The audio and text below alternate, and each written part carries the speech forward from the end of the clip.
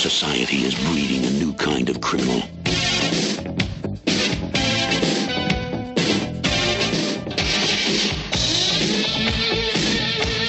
It's also breeding a new kind of cop. This is where the law stops, and I start. Stallone is a cop called Cobra. The strong arm of the law. Going? Okay. All right. Merry Christmas, everybody. Merry Christmas. Feels good to say that. Feels good to say it again. Thank you, President Donald Trump, for bringing these words back into our mouth, like sweet kisses from an uncle who's now an angel in heaven. Previous years, we've had, a winter solstice episode, a happy holidays episode, a now deleted Kwanzaa episode. But this year, for our Christmas episode, you're gonna run downstairs, Christmas morn, open up your podcast box. And what's gonna be in there? It's the movie Cobra, starring Sylvester Stallone, directed by George P. Cosmatos, 1986's masterpiece, Cobra, a Golan Globus action movie classic. I do want to put in that we had started working on a Christmas special for this year, but the UK tour and my subsequent complete moral and psychological bankruptcy after I returned from that just prevented me from being willing to put in the 25 plus hours it usually takes me to edit one of those bad boys. And so if you complain about there being a lack of a Christmas special this year, you are literally anti-worker. And you are canceled. Yeah. Do you remember in the Charlie Brown Christmas special when all those children beat Charlie Brown for celebrating Hanukkah? But the point was that all holidays in December are Christmas. Maybe you should think about that while you're listening to this instead of our admittedly pretty great idea for a holiday special. You'll hear it next year. Yeah, we'll do it next year. I don't no spoilers on that, but you're not going anywhere, listener. You're fused to that Aaron office chair that you found in a dumpster. You're already immune to MRSA from sitting on it. Well, you're going to hear it next year. Don't move. You won't. Trust me. Well, I mean, if this now they're going to move just to spite you, Felix. Maybe I was trying to motivate them. If this Christmas present isn't good enough for you, then just wait about a month. And if you are in Iowa City, Saturday, February 1st, there's something going on around that time of year next year in Iowa as well that we'll be there for. But specifically, Saturday, February 1st, Iowa City at the Engelbert Humperdinck Civic Center. No, this is the Englert Civic Center. Saturday, February 1st, Iowa City. We will be performing there. Then Sunday, February 9th, if you are in New Hampshire, we will be in the city of Derry at the Tupelo Music Hall. So those are special guest Pennywise. Those are two treats to look forward to in the new year. We have a very busy schedule in the new year, obviously gearing up for the election. Big things doing the transpiring. Big things are doing. But now, we're here right now. It's Christmas morning, and I'd like to talk to you about one of our favorite films.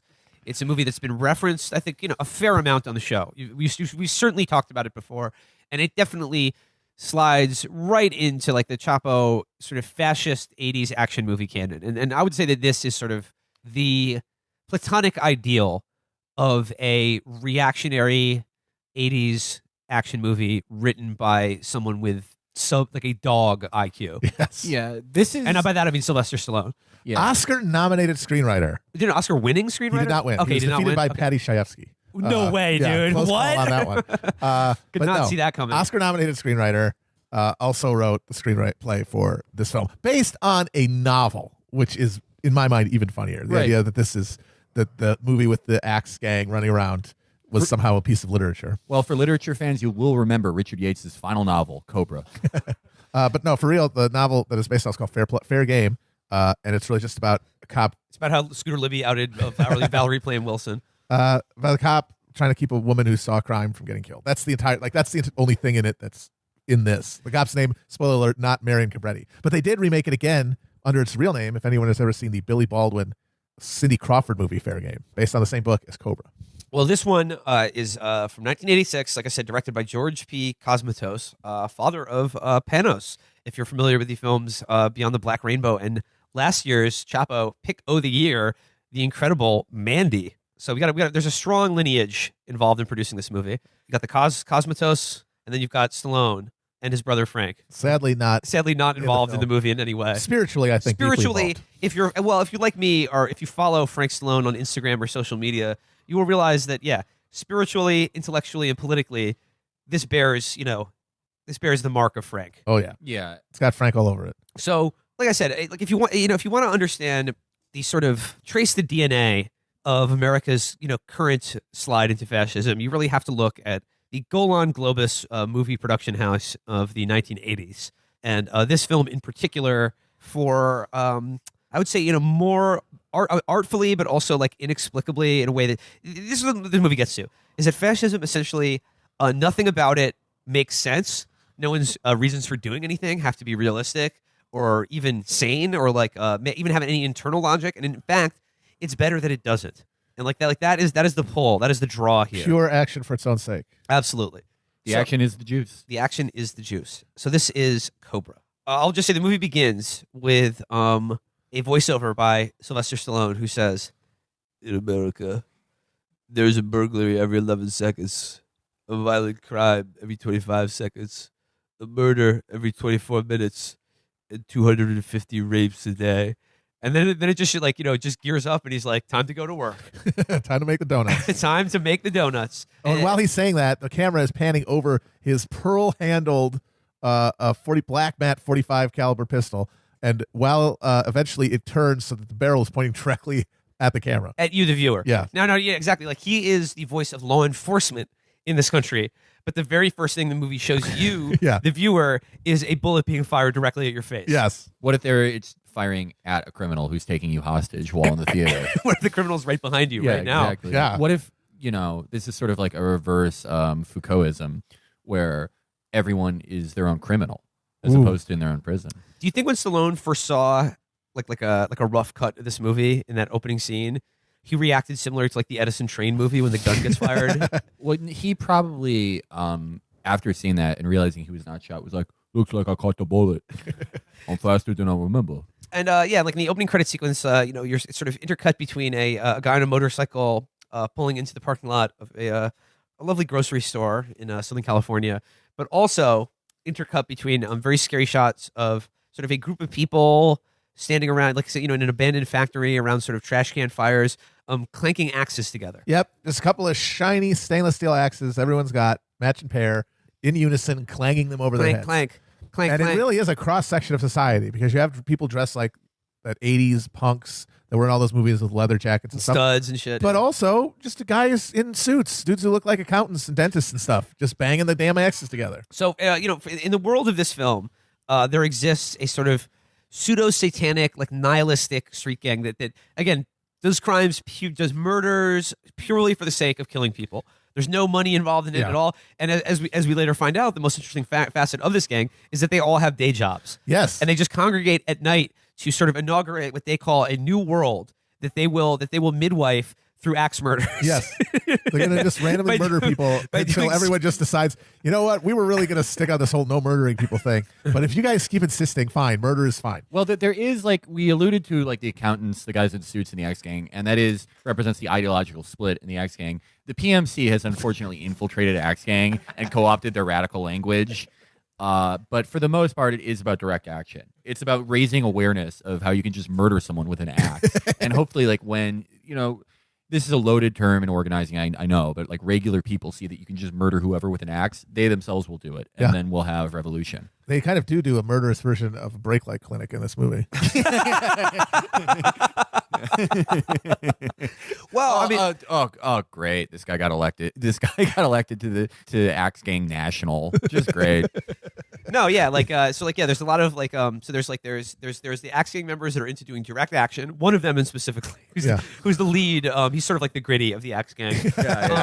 And then there's sort of like the suit wearing day job having Axe Gang members that are just they're sort of wreckers. Yeah. And they come in and they're at the Axe Gang meetings and they're like, just a reminder for folks, could you please clink your axes together instead of clapping during the axe meetings? Well, it's like everyone knows with the guys in suits who are coming into Axe Gang meetings, like they're going to end up just supporting like an outlaw biker gang, something more in line with their PMC goals, and not the true revolutionary nature of It's like, random axe murders. You're going to show the Hells Angels to sell meth? What was it about the axe murderers?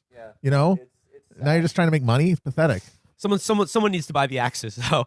And I know we're going. You're probably going into this new year. You're probably feeling pretty nihilistic yourself about the prospects of clink some axes. Electoralism and democratic socialism. But I just want to say, like, everyone has to start somewhere with direct action. Step 1, find a friend in your community. Step 2, buy some access. Step 3, find a sewer to hang out in. Yeah, find a sewer. No, then you got housing secured. You're living in a sewer. You got access. That's self-defense. You have a barrel that's on fire. Then, You have heating. You have heating in a kitchen. yes. And then, crucially, in the opening scene, go to the supermarket. Then you got to have food independence as well. Yeah. Then you prepare for an axe revolution. And that's easy. That's easy. Stop worrying about politics. Yeah. Just You're out there like a fucking chump phone banking for Sanders. I'm going to the grocery store and shooting fruit.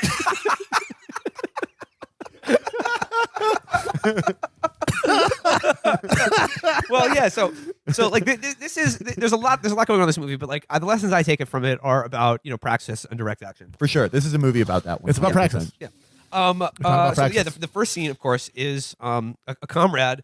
Liberating a supermarket and turning it into a people's food bank by shooting up a pile of cantaloupes with a pump action shotgun. That was it. Guy goes in, stumbles around inside a Christmas themed, because it is a Christmas movie. Yes, Everybody yes, tells you Die Hard is a Christmas movie. Come back with Cobra is a Christmas movie, and you'll own them forever, and they'll have to kill themselves. And so he just pulls out from his coat a shotgun and just starts going to town on the produce, and everyone's screaming and running. But that's it. He doesn't shoot anyone. He's just shooting fruit. And then they do a cordon around the place. The cops are there. And then once he's got a hostage situation, he does kill a guy. He says, you can run away. And the guy starts running down the aisle. And, of course, he shoots him in the back. Yeah, he blows him away with a shotgun. I would like to note, for all my fellow film buffs out there, the comrade who liberates the grocery store in the beginning of the movie is played by the same actor who you might remember as Kenny Powers' Mexican baseball coach from season 2 of Eastbound and Down. Yes. Or perhaps the guy who refuses to give Jake Nightcrawler Gyllenhaal a job at the beginning of the film Nightcrawler. Was he also Clint Eastwood's boss in The Rookie? Yes, I think he was. Yeah. He's got an Edward James Olmos thing going on in that they look very similar. And they both have a lot of pock marks. He is like Edward James almost. Marco Rodriguez. He is Edward James almost. So yeah, it immediately becomes a hostage situation. And he's like, I'm going to create a new world. I'm going to create a new world for the ashes of this fucking cereal. So the cops pull up, and then immediately you see in any 80s action movie must have at least one of these characters. The cuck police chief. He's a guy with glasses. In this case, he's played by the great Andrew Robinson, son of the even greater Edward, actually I would say equally great, Edward G. Robinson from Double Indemnity. Andrew Robinson you may remember as the Scorpio Killer from Dirty Harry. As the father from Hellraiser. Oh, yes. And probably most special to me as Cardassian secret agent Elam Garak from Deep Space Nine. So he pulls up and he's just like, what do we do? We should try talking. We need to get as many therapists as possible on the scene. And they're like, Can we turn this hostage crisis into a Montessori school? They're like, what are you doing? And he's just like, we need to maintain control of the situation. And like the other tougher cop is like, what do you mean control? We have no control. We've let the criminals run wild, and this is the result. And right as they say that, a sort of the car from the John Travolta drives in the movie Grease just I think it's a roars into the Mercury. parking lot like a sort of like a souped up 1930s sort of like a muscle car speedster. Yeah. It's a rockabilly car. It is the ideal rock. Yeah. It's the only thing that's missing is like the flame paint job on the side. That is true. Kind of fucked up. They didn't have that. This totally out of place. It's a 1950 Mercury Monterey Coupe. Just look that Yeah, up. it's one of those cars that weighs approximately 25,000 pounds. You would drive it to an elevated hill, and you would say something about how you hope that McCarthy can get all those Jews out of the State Department. You'd make out with your girlfriend, and within a week, you would probably be murdered by a train and immortalized in song. So yes, this rockabilly tank roars into the parking lot, screeches to a halt, pulls up, camera focuses right in on the vanity license plate, which reads "Awesome 50." That's AWSOM 50. The thing he is and his IQ. Definitely the kind of thing that a fully adult human man would put on their license plate. This is a movie about a baby who is a cop. It's like they don't say it in the movie, but it's sort of implied that there was a big style wish that happened. I want to be a cop, like a 12-year-old kid did, and they woke up in Stallone's body, and he's like, "Oh, I'm going to get a cool old car, and I'm going to have it say Awesome 50, and I'm going to get a gun with pearl handles and a cobra on it, and I'm going to wear sunglasses all the time. I'm going to wear cool black gloves." I'm going to put my gun right next to my dick at all times. And possibly the most puzzling thing, I'm going to have a matchstick in my mouth, Yes. like a cigarette at all times. Out of the rockabilly tank steps Marion Cobra Cabretti, Marion Cobra Cabretti. the LAPD's first, last, and only line of defense against crime. In fact, he's the only cop in the LAPD who fights criminals at all. No, the rest of them At are all. just asking people how their day is, offering them welfare checks. And as Matt has already described, it bears emphasizing his Stallone's look in this movie. Unbelievable. He steps out of the car. He's got He's drip. wearing gigantic mirrored sunglasses, a full black duster, like tight jeans. Super tight jeans. And super tight that jeans. 80s blue. That 80s blue that's almost white. Yeah.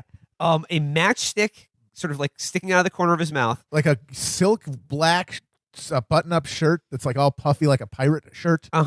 Very important for the movie. Leather gloves. Leather gloves. Mm-hmm. At no point in this movie, which is about 90 minutes, it's a tight 90.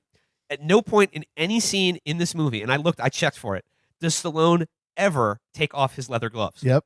And best of all, as we said, his signature 45 handgun, fucking pearl handle grip, stuck. And I don't know if you listeners, if you guys are gun guys or whatever, but I've watched enough movies to know a 45 is a beast of a handgun. It's a large fucking gun. Yeah. It is very heavy. No holster. No holsters are for fucking pussies. No holster. Just straight in the front of his pants, just right next to his dick. Right on top of his hog. Right on top of his hog. Like safety off, gun cocked, one in the pipe. Yep. Just pulsing with heat next to his member. Well, this shows how little exposure to culture you guys actually have. This is known as an Italian circumcision.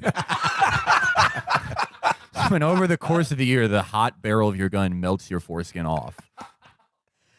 So he pulls up. It's the rockabilly cop. He's got his dick, and it's sort of like he looks like he stepped out of the William Friedkin Al Pacino movie Cruising. Yeah. Yes. And like every item, like every single one of his sort of sartorial affectations is some sort of code. Yes. It can be read as like, oh, if you have a revolver with a pearl handle and a cobra on it, it means you're buying. Yeah. And if you have an automatic with a regular rubber grip, it means you're selling. Yeah. If the matchstick is in your left side of your mouth, that means that you like to get pissed on. And if it's in the other side of your mouth, it means just you still like to get pissed on. But you're into uncle play. Well, we will We'll get into that. We'll get to. I mean, there's so many veins of Chapo interests coursing through this movie. It's well marbled. Being gay, shooting guns, Being cool. being cool, Vibing with your uncle. yeah, and then Uncle Magic. There's so much Uncle Magic in this movie, but we'll get to it. And also, the main character sort of reminds me of, I don't know, No, he doesn't. one of Oh, that's one of a our. person Well, that yeah, we he's might a He's be a aware person of like that well, person. yeah. That person's actually significantly better adjusted. So Marion Cobra Cabretti goes into the supermarket to protect the private property from it being turned into a people's food dispensary by By the comrade. by the comrade who's fighting for a new world order. And he's like, he gets on the supermarket PA system, and he's like, what does he say? He's like, "Hey, punk, I'm a cop, here to Yeah. kill you. Let's go back. Don't do anything crazy Stand now." by. Yeah. Stand by and let yourself die to me. No, but the coolest scene in it is like while he's like sort of like scoping out, doing stealth techniques, he just cracks a tall boy and just takes a sip of a totally warm beer. Yep. Dudes rock. Yeah, he just takes a sip out of a tall boy, and at this point, like the comrade has some sort of like homemade bomb, and he's got like a whole bunch of like women and children cowering in the corner, and he's like, "I'll kill him, man. I'll fucking do him in. I'll blow this whole place up. Yeah, I'll blow this all, blah blah, yeah." And then out of the meat locker, like Stallone comes in. It should be noted that they've already cut the power to this place, so it's completely dark, and he's still wearing sunglasses. Yes. Trying to Do negotiate a hostage situation where you may have to shoot someone with like a gun pointed at someone's head. Classic movie thing. Definitely don't want to take your sunglasses off. Not at all, because then you wouldn't look cool, and that's your main advantage. So the comrade says, the Antifa guy says, he's like, "Don't go any closer, man." He's like, "I'll blow this whole place up." And Stallone goes, "Go ahead, auto shop here." Boom. That's a great one-liner. Cool, dry wit. And then he's like, "Get the TV cameras in here. This is direct action. I need to bring my message to the people." And Stallone goes, "Can't do that. I don't deal with psychos. I put them away." And the guy's like, "I'm not a psycho. I'm a fucking hunter, man. I'm here for fucking the DSA. I'm here for the DSA Build Coalition." And then he's like, "You're a disease, and I'm the cure." And then at that point, he just sort of takes a pocket knife out, throws it at his chest, and then shoots him after This is that. infuriating to me. So they show him while he's talking to this guy. He puts his gun back in his belt, and then he sneaks his buck knife out of his pocket, and then behind his back he unfolds it, and then he throws it at the guy and stabs him in the chest, and then he pulls his gun out and shoots him. How much could he have been fucking practicing throwing a goddamn knife like at hip level at another guy for that to be a more like a higher percentage play than just shooting him? It required the same amount of action. It was infuriating. Matt, I think we can take as read from this movie that most of the time that Stallone is not on the streets, he's practicing knife throwing. Okay. I would just love it. It's just like he throws the knife and it just bounces off his chest, like when it landed the wrong way. Yeah, but like while he was distracted by that, he could shoot him. Yeah, well, just shoot him to begin with, and of course, 5 shots, bang, bang, bang, bang, bang, and then immediately puts the gut back right on top of his dick. That thing is just a smoldering nub. He's just got a little burn tissue nub where his dick should be by now. Well, when you have a gun that big in your crotch all the time, you don't really need a dick. It's true. Like, It does all the work. So from there, like, he saves the day, goes out into the parking lot. Another classic 80s action movie moment. He's thronged by the media who's like, but sir, what about the rights of the person you've just killed?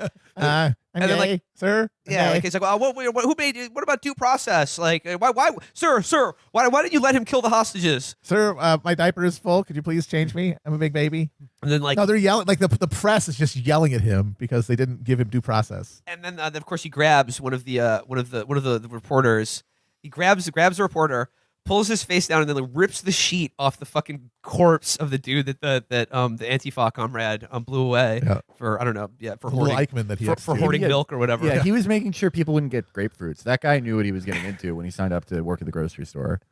And he's like, yeah, you're right. Why did you tell that to his family? It was just like, well, I mean, again, like Stallone wrote this movie again. Yeah. I need to stress that this movie is a pure product from the mind of Sylvester Stallone. Yeah. And I just like that, like he thinks that like that is like the perfect retort to people who are like, but sir, we live in a civil society and the cops just can't murder people at a whim. And he's like, tell that to their family. Yeah. And I'll just be like, well, I mean, that's not that totally inappropriate thing to say to someone, even if they've been a victim of a crime. But anyway, and they still need to have laws. Come on. And then of course the cuck police chief who's like, damn it, Cobra. Yeah, no, you didn't. you didn't enroll him in Obamacare like I would have. Oh, I'm so mad about this. I'm going to go vote for Walter Mondale. He's like, Cobra, my wife's boyfriend was cooking dinner tonight. You made me miss it because I have all the paperwork I'm going to have to fill out now. I was going to play Smash with my polycule, and now I can't even get home. So then, Cobra's like, well, another day of being a police officer done, which, again, mainly just, like, his day was like, I'm driving around in a muscle car until I'm called to just, like, roar into a parking lot, get out, walk into a fucking building, and just shoot someone in a hostage situation. Yeah. Yep. Quit time. Yeah, it's like time to knock off for the day. He goes home and then of course he lives in Malibu on the beach. I think it's supposed to be Venice. All right, Venice. Yes. Of course he lives in Venice. Cool. Yeah. Cool thing for the cool rockabilly cop. He's a cool rockabilly cop. So what happens now when Cobra comes home is about a 5-minute sequence that stands alone as one of the most insane things ever put on film. Wait, so like, but there's a thing before that that's insane too. Remember? Okay, so no. I mean, like, I'm talking about the whole thing from him driving up from the start to beginning. From Okay, start to the beginning, like just like this sequence of events that happens It's one after the other. Movies are about choices, and every one of these choices needs to be questioned. So he's in the rockabilly tank, and he's like looking for a parking space, and it's clear the parking space is too small for him to fit in because there's another car just sort of like sitting right there that's like filled with some some cholo like Mexican guys who are like hanging out, no good Nick types. But clearly, like, it's, they're in the parking space. Like, he can't fit his car in there. So rather than just be like, or he asks him to move it, or just like, or maybe drive around the block for a second, he uses his rockabilly muscle to like, just sort of like roar it and physically push the other car out of his way. Yeah. This is what intelligent film critics will notice as the film's psychological elements. Every film has things on the surface, but there's also psychology. The psychology here is that everything is his penis. Yeah. The car especially, and him physically moving the other car from behind, the car that's owned by the sort of Mexican guys, is him symbolically penetrating and dominating them. I mean, it's pretty clear. He gets out of the car, and like the Mexican guy's like, "Hey, pinche, like you fucking asshole!" Like, rightly so. Why did he hit his car? Why did you just do that, asshole? Then Stallone, still wearing leather gloves, sort of like not just grabs a cigarette out of the guy's mouth, but sort of like covers his mouth, rubs his face, his whole face with his hand. Grabs the cigarette out of his mouth, throws it on the ground, says you shouldn't smoke, it's bad for your health. Then grabs his sort of like wife beater t-shirt, rips it all the way down his chest, revealing the lav mic that the actor is wearing in the scene. Taped to his chest. I like to think that was not sloppy filmmaking, that he was actually an undercover cop, and Cobra just blew his entire assignment and was going to get him killed. I think that's funny. Felix, what do you think about the way Cobra displayed dominance in that scene? Well, look, anytime a guy is trying to alpha you, and you're always, guys, you know this. When someone is just parked in a spot near you, they're basically trying to sodomize you. You have to dom them back. You have like to. A man sitting in a parked car Dom with or his be friends, dommed. he's basically disrespecting the neighborhood. That car could start moving. They could start saying things in that car. They can make fun of your shirt. Like, it's basically the greatest violation from one man to another. It is important for the alpha, the journey of the alpha, to strip the man who is trying to emasculate him and put your hand over his mouth and go, your lips are too pretty to swear. That is alpha destiny. I don't know if we want to get into this yet, but I do feel like this is the scene where I realized what this movie was truly about, what country this movie represents. Okay. I feel Felix, when we first watched this, Felix had a kind of a road to Damascus moment, and I've seen this movie many times, and it's never occurred to me, and I guess it only makes sense now due to recent world events. So, Felix, why don't you begin to explicate your theory of what this movie sort of predicts? There exists no written manifesto for Bolsonaroism until this movie. This movie is the greatest summary of Bolsonaro's entire ideology that I've ever seen. Because, as if you know anything about Bolsonaro, his economic beliefs, stuff like that, it's kind of fluid. He just doesn't know what's going on. The real thing the new Brazilian right is about uncle magic. Just insane homoeroticism couched in sort of chauvinistic heterosexuality. Just Bope just fucking killing everybody. And that is what this movie's about. This movie is about a asocial Bope officer who is trying to navigate being an uncle sexual while also being engaged with a woman.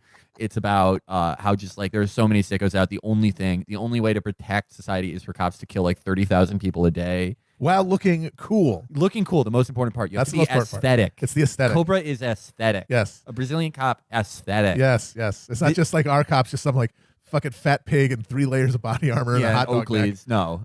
They gotta be swag Cobra. Yeah. And this is a look into Bolsonaro's brain. Oh, absolutely. He thinks he's Cobra. He is Cobra. Because okay, what happens next? Okay, so after Cobra does alpha dominance to the guy sitting in a parked car in his spot or whatever, he walks into his sort of cool beachside house. It might as well be in Rio for that matter. Actually, yeah. yeah. So and then inexplicably, it's shown him going from there, and he's walking up to his door, looking at a newspaper. It's sort of folded over, and he's looking at it, reading it. Yeah, and you're like, oh, Cobra's checking out the news. What does he do though? He opens up a sort of Webster barbecue grill right outside of his door, takes the lid off of it, throws the newspaper into it. It's not it's like the coals are burning. It's just empty. Yeah. And he just throws the newspaper on top of the barbecue grill, puts the lid back over it, and he's like, "Oh, that's my newspaper. That's my newspaper. That's where the newspaper belongs. Yes, that's exactly. That's where the lying press The should go. press. Put it in the garbage. Put it on fire. Burn it with flames.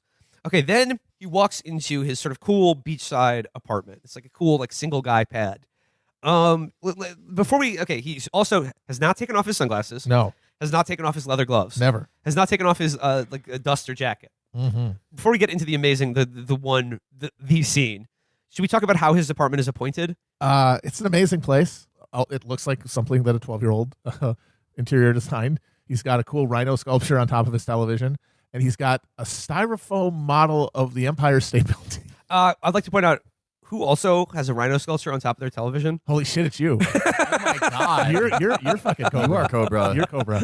Marion motherfucking I Cobra. mean, I think what we learned is that there is a little bit of Cobra in all of us, or at least we'd like there to be. Yeah.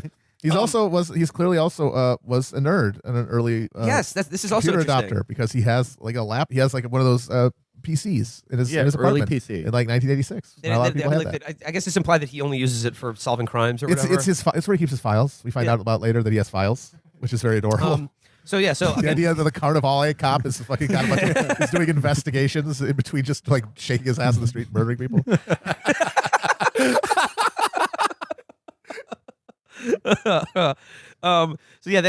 So again, sunglasses, leather gloves still on. You come home after a hard day of work. What do you want to do? You got to relax. Yeah. Go to the fridge.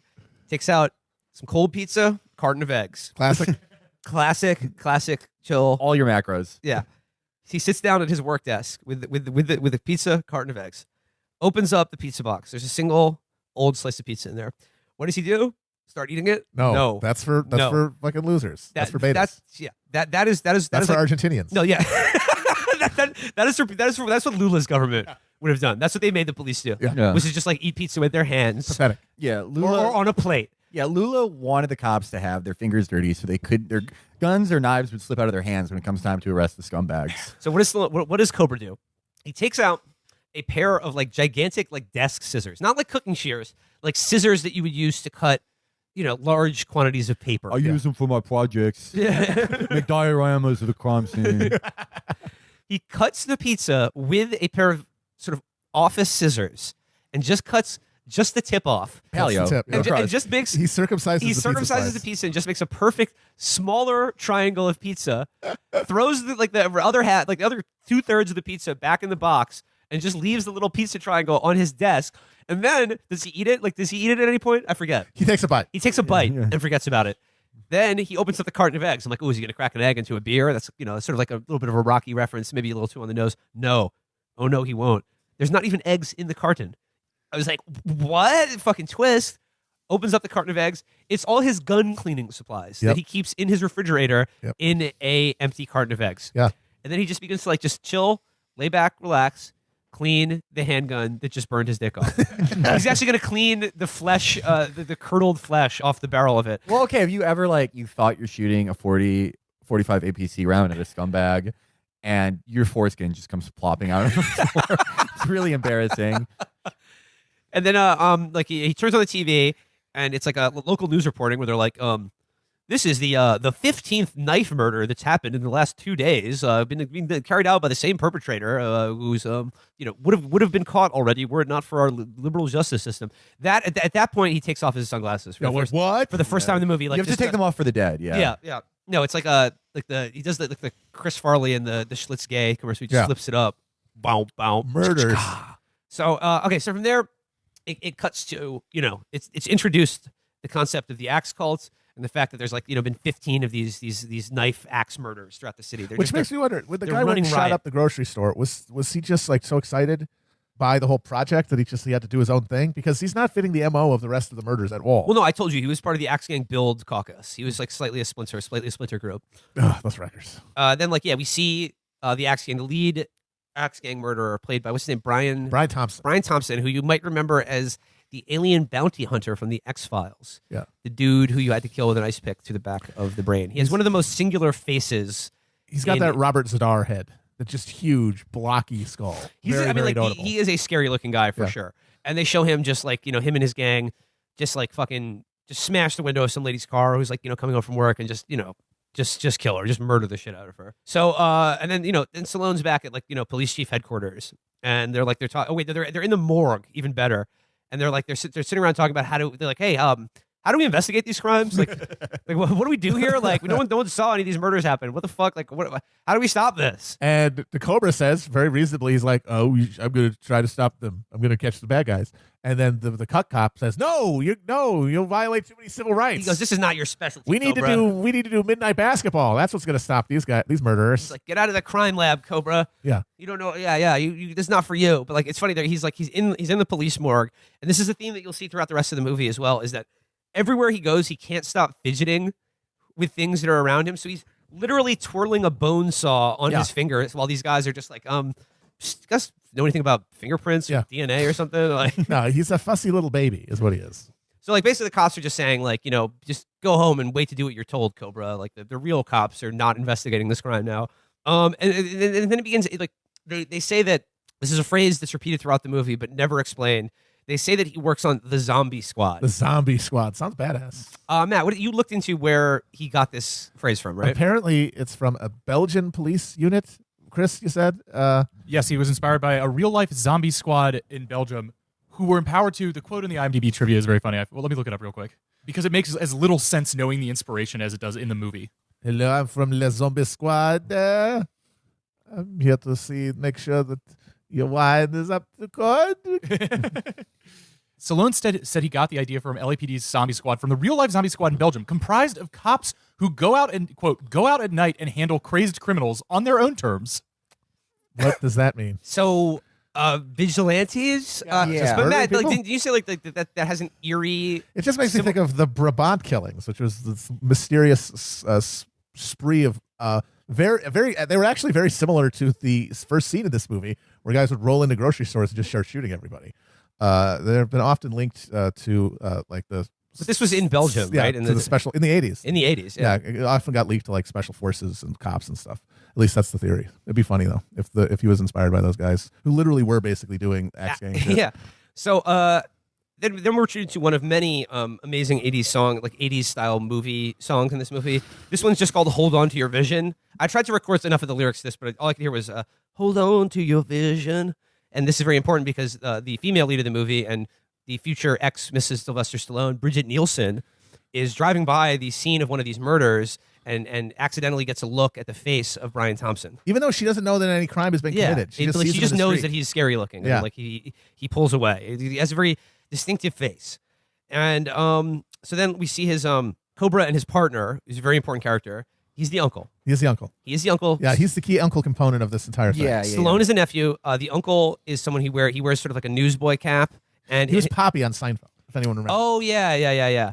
He wears a newsboy cap, and like his sort of one character affectation or like personality trait is that he loves eating candy. He loves a good sweet. He loves sweets. Yeah, and that this is a frequent, like, you know, people who know the Brazilian right will know, like, for like middle, like Bolsonaro voters, like a big issue they have is like they're worried their uncle is eating too many sweets. So anyone who knows about Brazilian politics knows, like, the white conservative Brazilian, like, Jair, I love you, I want to kiss you, like, let's, you know, to kick the soccer ball around, but my uncle's eating too much candy. Is there a way we can get a program where, like, the owner of the local shop limits the amount of candy my uncle buys? Because I want my uncle around for a really long time. We're then treated to what is like a really amazing 80s movie montage that almost approaches like, you know, Eisenstein levels of like experimental like film like, you know, cutting techniques. So we there's another song. The lyrics I've written down here are another hot day in the city, sweat pouring another hot day in the city, sweat pouring down, no it ain't pretty. The air is thick with dreams on fire. We're living on the edge of a knife. Angel of the city, angel of the city. And the montage is cutting back and forth between the axe guy sharpening his knife, Bridget Nielsen doing a like sort of, you know, high fashion photo shoot that involves her sort of voguing in front of Robots. in front of robot sculptures. Yes. But they're not they're immobile robot sculptures Yeah. that are like, you know, crafted out of like, you know, pipes and Yeah. like, you know, sheet metal and shit like that. Like Yeah. they look like dog shit. Yeah. They look like Short Circuit with less personality. Yeah. It's like the Rock and Herbie Hancock video. Yes, yeah, exactly. And like she's voguing and she's being like, you know, shot at by a photographer who's played by the neocon guy from The Thick of It. David and, Rash. Yeah. And also Sledgehammer. from Succession, Felix favorite show. Yeah, he loves that show very much. But also fan. Cobra and his uncle are also investigating the knife murders by doing like, you know, police work, which in this case is moving from one to another, like on an increasingly gay series Yeah, of locations. Like He's going through the LA demi-monde interviewing people to figure out who's doing the murders. From what I could tell, he's mostly just asking people, hey, did you do these murders? He goes to a tattoo parlor, right. And he's just like, hey, you know about these murders? Yeah, And then he's very limited when not killing people. Yeah. Like his investigative skills mostly consist of like, yeah, going to like an all-night ice cream parlor and being like, you and no one you know is part of the cult, right? And they're like, fuck off, weirdo. And then Don't talk like that from my uncle. No, yeah. He goes to a tattoo parlor, increasingly dimly lit bars, and Yeah. then like I feel like the last scene is him just looking through a hole. yeah. Wait, no, he does assault one guy, the only black guy he runs into. He just drags him over the bar by Yeah. his coat, and it's like we never find out what that guy knew or what. Like I don't think it got him any closer to anything. He was just like, "What are you doing being black in here?" He said he knew the combos for Street Fighter. And like it's not really like clear like how the Axe Gang finds out about Bridget Nielsen's character. No, it is clear. All right, so explain it to me. the only other member of the Axe Gang who has any lines is a woman who kind of looks like Stockard Channing. She's sort of like a Zuko from Rizzo from Greece, and she's sort of I don't know, like his girlfriend or No, it's like a mommy figure. mommy figure. Yeah, and It's like the antithesis of Uncle Magic is Auntie Magic. yeah, and she's But, a but that's black magic. Yeah, no, it's no good. No, She's no, like Lula was doing all kinds of evil aunts and covens. anti-magic. Yeah, Aunts are very wicked. He had Yeah. to be So stopped. it's the big lug and his wicked auntie, and when Bridget Nielsen drives away after seeing the cult leader, she yells, "Get the license plate!" And then okay. they cut to her at her day job at the LAPD, where she looks up the license and finds out her name and where she works, so that they can ambush her after her photo shoot. All right, so yeah, she gets done with the photo shoot. They're going down into the parking lot with her and the photographer, who's like, oh, don't worry, I'll take it from here. I have to meet you this model who's working for me. And then he does the classic thing of like, listen, I'd be crazy not to want to sleep with you, but I'm not doing it for me. I'm doing it for you and your career. And she's like, oh, like I don't know about that. And he's like, come on, like I'm just trying to help you lead like the best life you can lead. Yeah, and then they show right up. as this fucking piece of shit. This Weinsteinian figure. Yes, exactly. Is like he's like right as he's about to fucking greenlight the script for Pulp Fiction and Reservoir Dogs, the fucking Axe Gang shows up to do direct action to this fuckboy. They do clown this pussy. They literally cancel him. And they literally, by cancel him, I mean like push him up against the wall and just hit him with like 5 or 6 beautiful axe strokes. Yep. Chop Just that one after motherfucker the up. other. Chop, chop, chop. Yep. Chop down the tall tree. Yeah. They murk him something lovely. She screams, runs away, and then right as she's running away, this is what I love about the 80s action genre, is that they're just so generous. And by generous is that there's really no reason for there to be a just nice looking man in glasses with like a big Valentine's box of Yeah, chocolates. he had chocolates and a bottle of fucking wine or wine. champagne or something. He was clearly going to see his sweetheart. He's just coming home, like walking into the parking lot at night, just like going home. Love I being can't wait to see my loved. wife and children. I work hard for them, but it's worth it. Just standing there, just axe, just like, what's going on? Oh, just axe, and you just see the bottle shatter. They set that shot up. That's how you know. That's the extra going the extra mile. Is they shot it? They set up the totally unnecessary shot of the fucking champagne bottle dropping to the ground and exploding. The whole life ended with a stroke of an axe. And then there's a security guard, and they're in a car, and the security guard's like, no, like I'll help you, and like he unholsters his service weapon. This fucking guy who's probably making like $8 an hour or something. He's like, I will die to defend the customers of this shopping mall. He unloads into the pickup truck, but like again, so generous. 80s action movies, just even in mediocre 80s action movies, the quality of ownage is just so superior high. to anything that you see now. They show it must have been incredibly hard to film. They just show like a truck going at full speed and pancaking this guy straight into a concrete wall. It ruled. It's so satisfying. Yeah. And but unfortunately for our comrades, Yeah. who were trying to save her, and by save her I mean like kill her so that like more bad things can happen to her in the future. She gets away. And then we were treated to another what I think maybe probably my favorite scene in the movie. So like finally they have a break in the case that they've been, like I said, they've been going to every glory hole And nothing in Los has. Angeles. They and have accomplished nothing. no leads. They've got no leads. Really, actually, His argued uncle has against- just gotten more candy. That's it. Yeah. He's Every just- time Cobra goes into a dimly lit bar or alleyway or shipping yard, merchant marine vessel, his uncle just has like a mouthful of jawbreakers, just gummy worms Whistles. spilling out of his dumb mouth.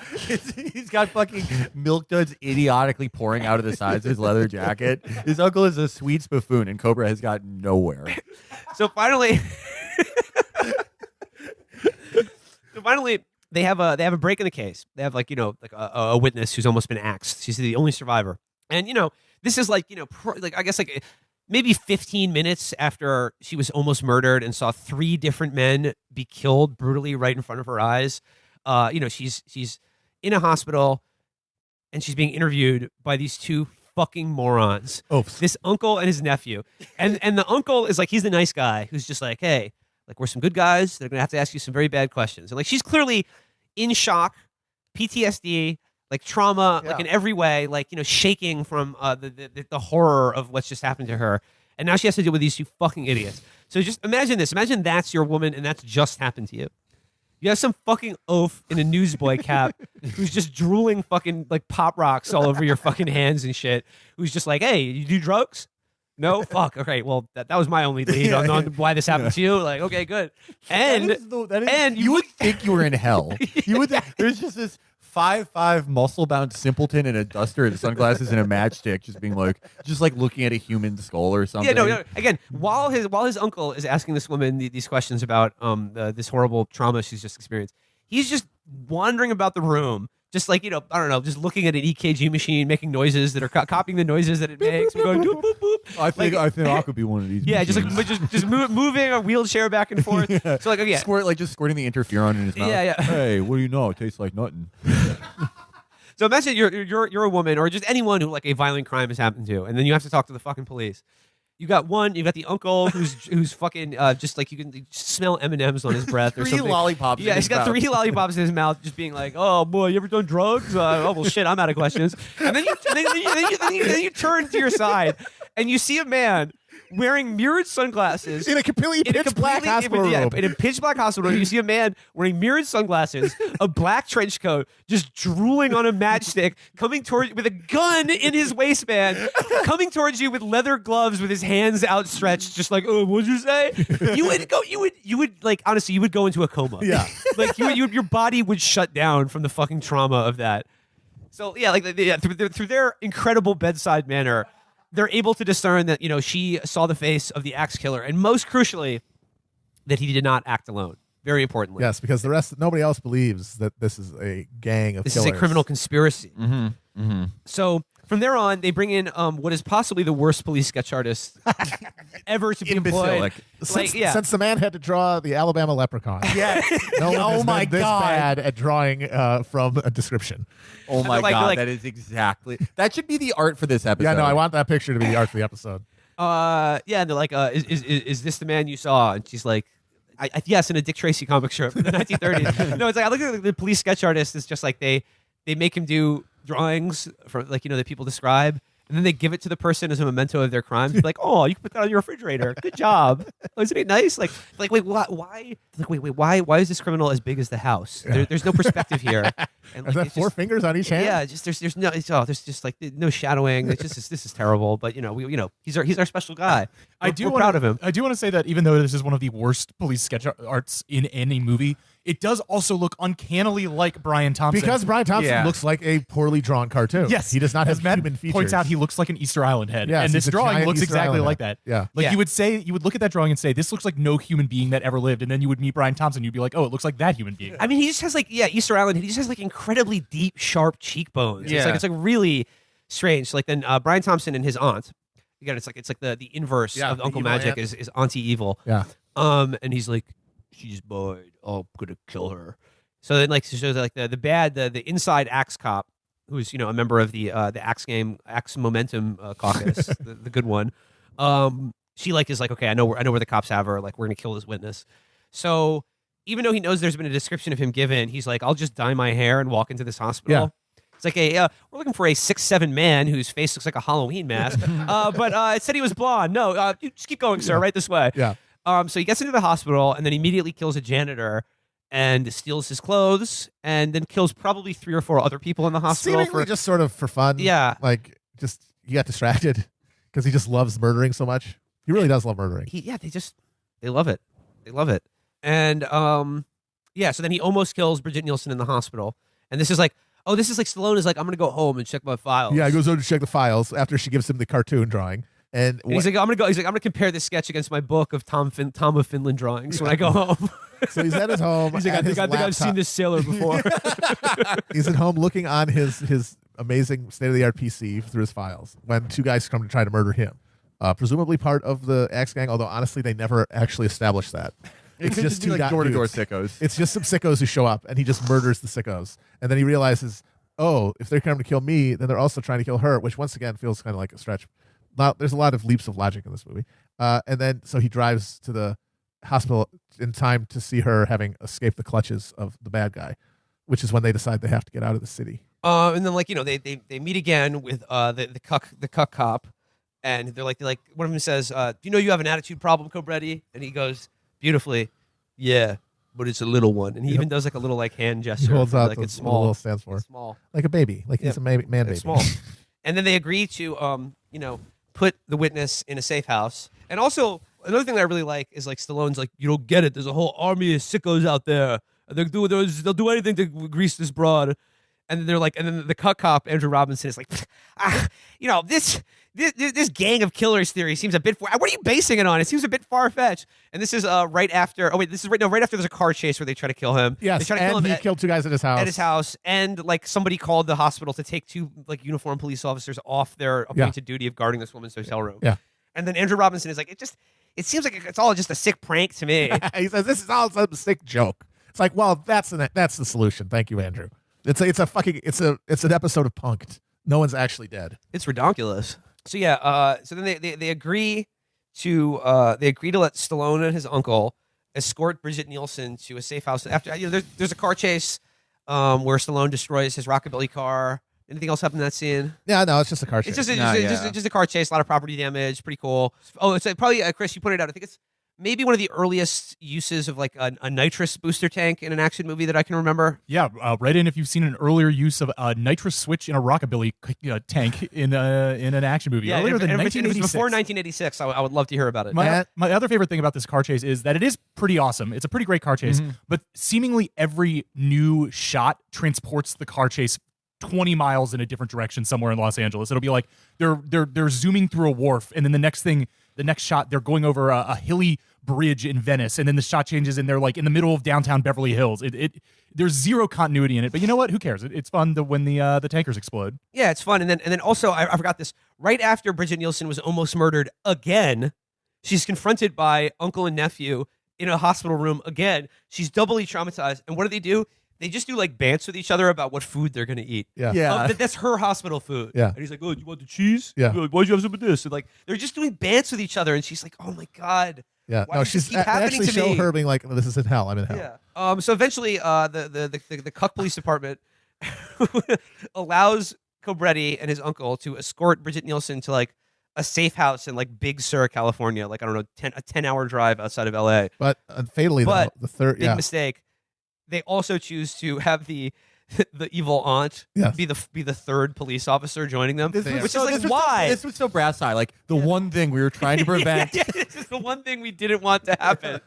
Was to have the axe murderer's aunt come along on the road trip.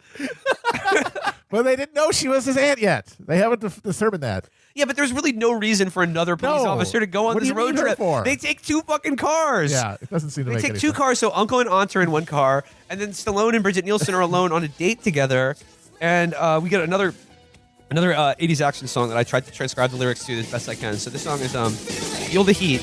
Can you feel the heat? You've got to feel the heat. And you feel that time is turning and your mind just starts to feel the heat. This country was better when anyone who did cocaine was allowed to make a song. When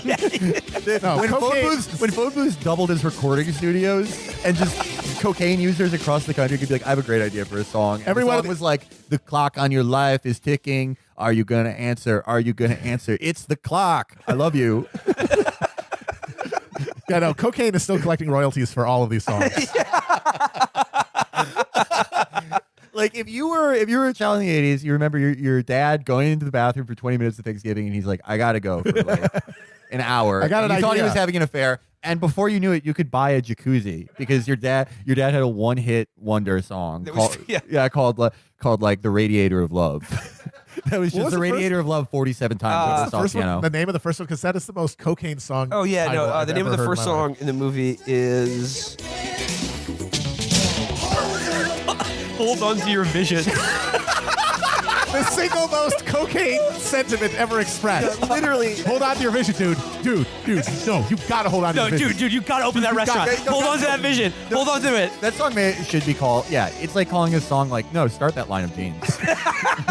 You know good denim. Can finish writing this Cobra script. There should be an amusement park only for adults.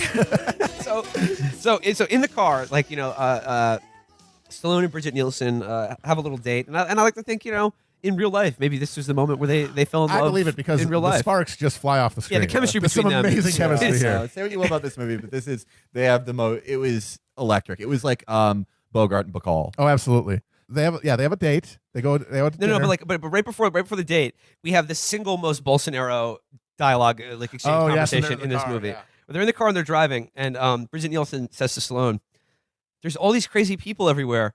why can't the police just put them away? And Stallone goes, tell it to the judge. And she's like, well, sorry, what are you talking about again? What do you mean? And he just goes, we put him away. They let him out. And she just goes, that's sick. And he goes, like I said, tell it to the judge. He says something, he fucks up and acts him really bad. And I wish I wrote it down, but it's something like, other people, I try to get him to see my point of opinion. Or something. He's like, but just like run through the blender of his mind. No, but this is like, I mean, it's like it's a stand-in for a lot of right-wing ideology, but like especially Brazil, where they're like, why doesn't someone just do something about all the favelas? Yeah, like, exactly. why don't we just all the people there? Why don't they just go away? And of course part of it is that it establishes crime as just a thing that psychos do. It's the result of sickos. There's no profit. There's no economic relations involving crime. There's no like social pathology related to specific forms of production or anything. There's just sickos. Like there's just a bunch of guys who love murdering people. They want to do a new order where there's just murdering, where murder is the new currency. No, but also but crucially though, in the face of that, everything about civil society not only is unprepared to deal with the sicko army, like they want to help them. Yes, they want to surrender to them. Yeah, or like just let them out of prison so that they can do it again. I think the sicko should be the mayor. That was Mayor Pete's platform. He was part of the Axe Gang caucus of the Democratic Party in South Bend. So then they stop at like a little gas station, and Bridget Nielsen and the uncle have a very tender scene where he's like, "Want some candy?" No, you simpleton. he gives her, and he goes, "Yeah," like he says, "Cobra, he may look like a refugee from the 1950s, but he's real good at catching psychos." And he goes, "That's why he's on the zombie squad." And there's that phrase again. And then finally, finally we I'm get an begging for answer. it. Finally, a stand-in for the audience, Bridget Nielsen character goes, "The zombie squad, what's that?" And the uncle replies, "The bottom line." And it's like, no, you didn't explain anything. That doesn't what mean the fuck does that mean? Nothing. Nothing. Just The uncle is an imbecile. All he just has is like a bunch of cliche stock phrases in his head at random. What? It just she could say anything and she'd be like, "Well, what's the zombie squad? 23 skidoo." He was a gym teacher for like one semester and got fired for extorting candy from children, but only remembers like 3 gym teacher phrases, and that makes up 90% of his vocabulary. Why is Cobra allowed to drive a 1950s muscle car and like not carry a badge? Or like specifically, what does he do for the Los Angeles Police Department? It's the way things are. It is what it is. What's the zombie squad? The choice of a new generation. All right, and then we see. So like, there's a little like roadside stop full of like little trinkets and bullshit. And there isn't. And of course, he spends the entire time touching He's everything. just like touching everything with his fucking greasy fingers. And maybe my favorite moment. There's so many of them. He's looking at a little bobblehead doll, and he picks it up and looks at it, and the bobble is just like bouncing up and down. And then he starts doing it. He starts shaking his head back and forth to mimic the toy, the trinket that he's playing with, like a fucking parrot would, like a fucking toddler. Not even a child. Like if your 6-year-old did this, you'd be like, thinking like you might have like delayed learning or something. Like a baby or a dog or cat could do this. This is like this movie. If it was actually about like this is just like an incredibly mentally slow murderous cop and how he sees the world, it would be genius. It would be like the most conceptual movie of the 80s. He's he's looking at some wind chimes and doesn't know where the noise is coming from. He sees a mirror and attacks it. Like, this is like, that's, I think, is the most amazing thing in this movie. Like, there are more explicitly insane scenes, but that might be the best because it's like, he wrote this. This character is him. And in his character, the coolest guy, the best cop, the guy who fucks the really, like, the fucking hot woman in the movie is just like, hey, I'm going to move my head like that. Like, that's what, like... Yeah, and while he's doing this insanely hot Danish model is going, ooh, damn. Look at those girls girls. love a guy who barely has object permanence. She's doing peekaboo with him, like her heart is starting to melt to this, this childlike murderer who seemingly is just sort of a vigilante for the police department. Anyway, then they have a nice sort of dinner date, which she like squeezes half a bottle of ketchup on her crinkle cut fries. He slaps her hand away. But before that, there's like a novelty plastic giant hamburger that he picks up again off the counter of this restaurant, turns to her, and he's like, "Hey, it's your burger." Just like, this is his idea of like charming flirtation with, again, a woman who's nearly been murdered a half a dozen times since she met him. And baby! And that's not, he tries to do 2 punchlines off the giant fucking sandwich. First is, "Hey, your order's ready." And then when she just kind of smiles, he goes, "Must be for a large family." Oh my God. He kills it. Girls love that. Yeah, no, it's just, Yeah, Okay, but cut two. No, I'm getting to part two. This is great. There is another song setting up this romantic date. I tried to transcribe the lyrics as best I could. Watching the city lights go out, wishing for someone to stay with me in these few stolen moments. What's up? What? That song plays on the jukebox, which she turns on by hitting it Fonzie style. So they're sitting down, and Bridget Nielsen's just like, "What do you do for fun, Cobra?" And what does he say? Like he's like, I get in trouble. He says, I look for trouble. Yeah. I look for trouble through strategically placed holes in walls and bathroom doors. I cruise around town. Yeah. I cruise around town looking for trouble. I go to the docks. I go to the pier, the bus stop. Go to the Blue Oyster from the Police Academy movies. She goes like, and then she's like, do you ever let go? And he's like, ooh, it's hard. He goes, and then she goes, this is an amazing. Again, he wrote this dialogue. Yeah. He wrote this scene and like cast her because he was like, she's a pretty woman.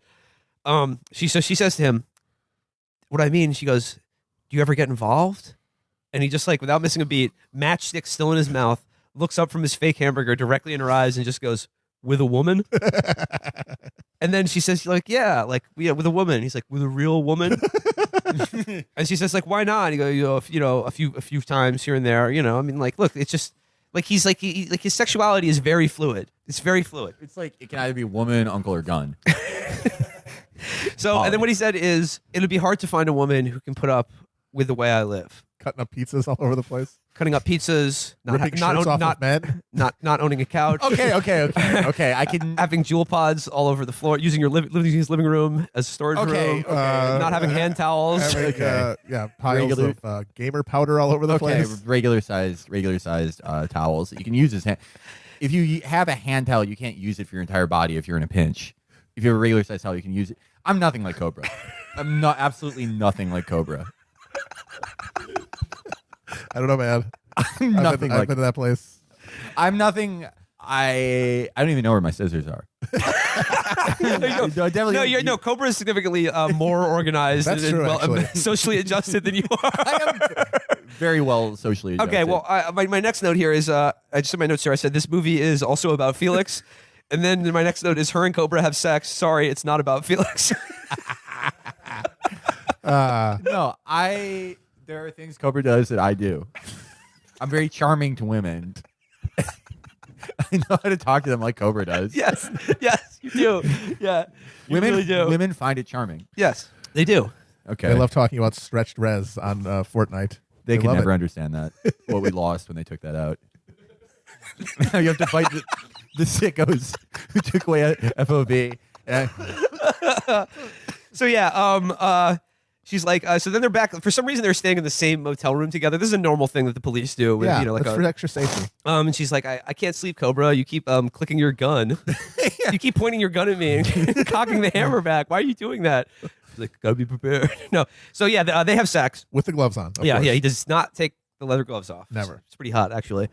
And then they get up in the morning, and the evil aunt has already made a phone call, and he sees her using a payphone to make a call. And is like, why didn't you use the phone in your room? And she's like, it was broken. And he's like, okay.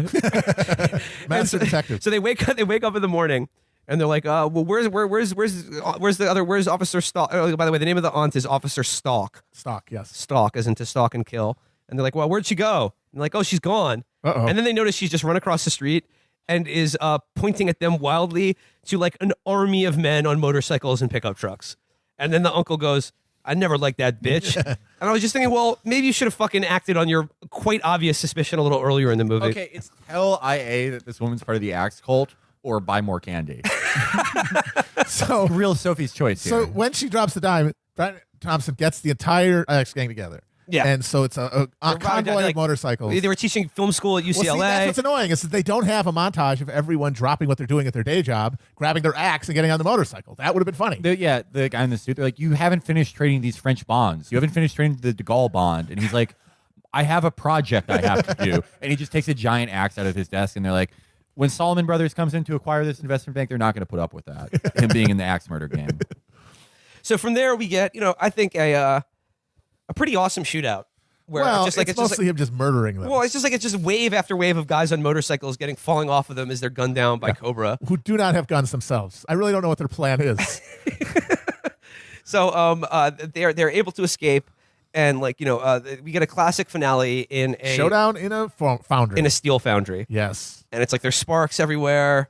Yeah, there's a couple guys that he has to kill, but like mainly, he kills the aunt cop, and then there's the showdown with Brian Thompson, the head axe killer, who has like a pretty cool monologue. I really like the way he says "pig" at the end of the movie. He kept saying, "I want your eyes, pig. Give them to me, pig." And then he just cops are bastards. I want your eyes, pig. I want them. And so then he's just like, yeah. He's like, I bet you wish you could kill me, but you can't because you're a cop and cops have rules. And it's like, well, we've already seen like an hour and a half of this movie of him not abiding by that at all. So Not it's like, 5 minutes before he says that, he dispatches one of the top minions by covering him, and he gets covered in gasoline. And then Cobra says, "You have the right to remain silent," and then takes the match out of his mouth, lights it, and drops it, and sets him on fire. yeah, that guy didn't get a trial. He did not get. Yeah, that was just murdering someone. That was literally burning someone alive. Yeah, like the lead axe guy really has underestimated Cobra's commitment to law and order, or or sort of. Yeah, I mean, if this thing was a really ideologically committed project, it would show Cobra realizing over the course of the film that you have to violate the law and ignore norms in order to get justice. But in this movie, because it was written by a child, it's just he's like that from the beginning, and so it's just an expression of the power fantasy. He's not trying to be necessarily didactic with the story. So they have a little knife fight, which concludes with Cobra sort of lifting the axe guy onto a giant fucking hook that is sort of like periodically moving back and forth. As factories are dangerous places. Always wear safety goggles and a helmet, if you have a construction helmet, if you're going in there. Hard hat. Sorry, I should say. He sticks his ass on a fucking hook and then just pushes him into a blast furnace, which is like it's very quality ownage. It's just like, well, especially since it does appear as though the factory they're in is just designed to do that, because there's a big hook on a chain that's going on a track, and then it leads in this big iron ring with flame shooting into the middle. So the only purpose this could serve is to burn whatever on that hook. So I don't know what else it's for. I think it's for like that sort of Chinese style barbecue, like the char siu sort of style, like Yeah, roast yeah. pork. Fucking good. Goddamn. That's what that guy probably tasted like when he got done. And how ironic that he called Sylvester Stallone a pig. Yeah, he's the long pig. That guy ended up in a Ping's Eye video as the suit. One of those weird joints of meat he's eating. Someone walks out of the factory. He's like, I've clocked off my shift at the body burning facility. The literal murder factory. The murder factory. And then he gets out, saves the girl. The police have come to the scene. His uncle is okay. His uncle was shot during the shootout, but he's okay. It's okay. And It he's bounced off of a giant pack of Twizzlers. No, and he's like being put in the back of an ambulance, and then he's like, Gober's like, "Oh, can I get you anything?" And he's like, "Well, there is one thing." And he's like, "Oh, what's that?" And he goes, "I'd like some gummy bears." Yep. And they're like, "Dude, like you just been shot in the stomach. If you ever eat another piece of candy again, you'll probably die." Then Stallone shoots that doctor in the head. He's like, "My uncle can have candy." That's Cobra 2. Cobra 2 is about Cobra becoming a doctor and not allowing the rules affect how he treats people. It's sort of a right-wing Patch Adams. Well, if I say you have cancer, you have cancer. Yeah, I'm part of the zombie OR. The bottom line. All the cases they can't solve, they put to me. And he just does surgery on whoever for whatever reason. Right wing Patch Adams is just telling bald cancer children that they don't need health insurance or anything like that. They just need a positive attitude. Yeah. They need to buck up. Yeah, Laugh a little bit. Yeah, baby. You're passing out from the stress of chemo, and you just come to, and there's an uncle just guzzling pixie sticks, and his imbecilic nephew moving the arms around an anatomy skeleton and going, "Well, a bit crazy to have one of these guys. Wonder who he was." I feel like, hey, you see this? It's inside you too. Hey, you should say hi to him. You're gonna be him someday. This is what you're gonna look like in the ground, kid.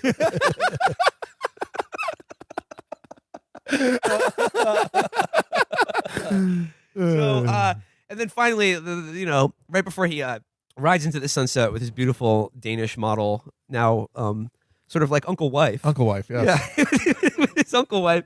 That's my favorite class at learning accent. Learning accent. Learning annex. British accent is obviously Uncle wife. learning accent. No, a lot of times it's like when you get like a dog and there's already a cat in the house. It's like sometimes if you like bring a wife into the household, you can upset an uncle that you had for a long time. But if they know each other from the beginning, it's fine. They get along great. Like it can be really problematic if you're uncle and wife. There's friction. You can go to uncle wife classes, but they're very intensive. So I got my uncle and my wife at the same time. They fall asleep. Sometimes, like, the wife falls asleep in the uncle bed on the floor, and it's really cute. I had to return my wife. Couldn't get along with the uncle. Yeah, and it's like, sorry, I've had the uncle for way longer. Yeah, it just wasn't a fit, you know. when your wife gets into the uncle candy, you have to hit her on the snout with a newspaper and go, no, for uncles. drop it. The uncle candy. The uncle candy could kill you.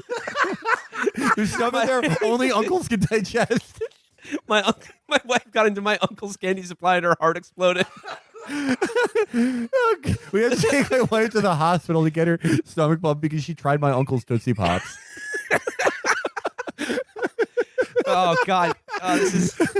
I hope I'm thinking about this at TSA and just get fucking shot dead. These are my last thoughts.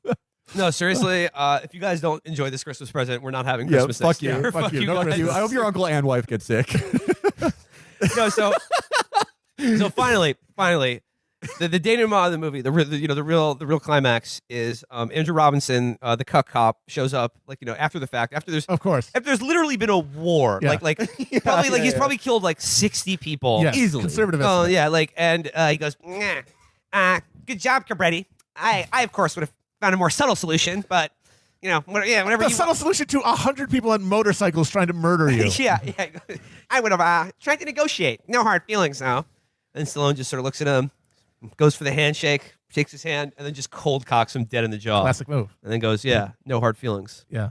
Boom. Owns him, drives off into the sunset on a motorcycle, and we hear the final cocaine song Yes. of this film, which is just about it is like the most bootleg Bruce Springsteen song ever written. Yeah. This is like the absolute worst knockoff of a Boss song.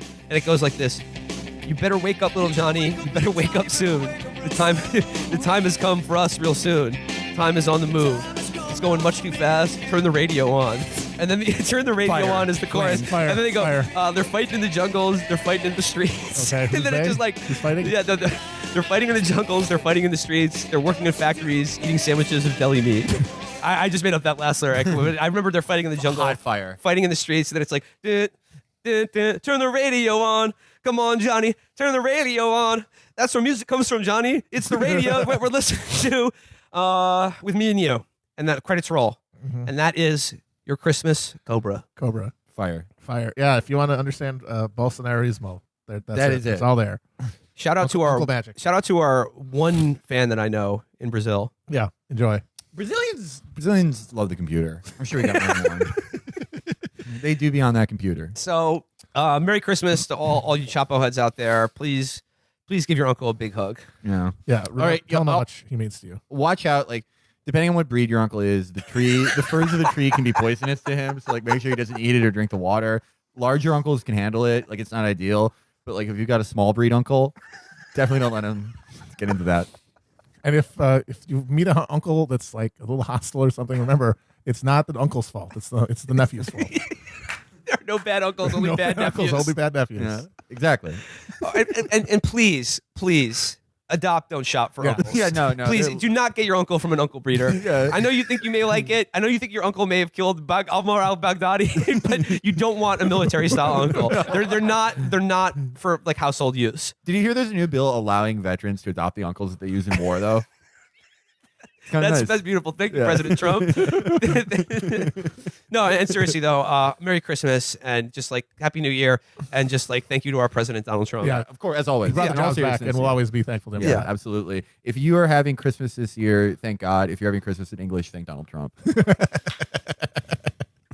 We love you, number 45. Yeah, you're a king. Okay, Just Sam. thank you, Jared. Thank you, Ivanka. Special thank you to Jared. Thank you, Don Jr. Thank you, Eric. Thank you, Barron. Thank you, Melania, our most beautiful first lady of all Yes, time. yes. Thank you, Gorgeous. Ivanka. 10 out of 10 She's scope show. gorgeous. She's gorgeous. Ivanka. She's gorgeous. Absolute queen. She's a Ivanka. vision. So hot and elegant. She's elegant, Yeah, classy. Oh my God. Just wonderful. A world class woman. Just what a woman. Yeah. Spectacular. What a woman. Melania, hold on to your vision. Oh, rest in yeah. Oh, Be best, Melania. rest in peace, Fred Trump. Let's get that out yeah. there for sure. R.I.P. Let's get that out R.I.P. going. But we know you're looking down from heaven. Absolutely, with your weird Skeletor head. Yo, and just once again, Merry Christmas, Happy New Year. Rest in peace to all the uncles who were up there. Yes. All the yes. uncles who fought for our freedom. You know, it's sad. Like the Trump children did lose a dynamic uncle, and because Trump's brother did die from alcoholism. That's and true. They never got to do magic with him. Really. That's sad. Yeah, I never met the uncle. Yeah. So like that pain you see in Don Jr.'s eyes, you laugh at him. You think it's just because he's an imbecile. No, it's actually because he doesn't get to do magic with his uncle. Yeah. He has none. Yeah. All my uncles are dead. Push me to the edge. Merry Christmas, everybody.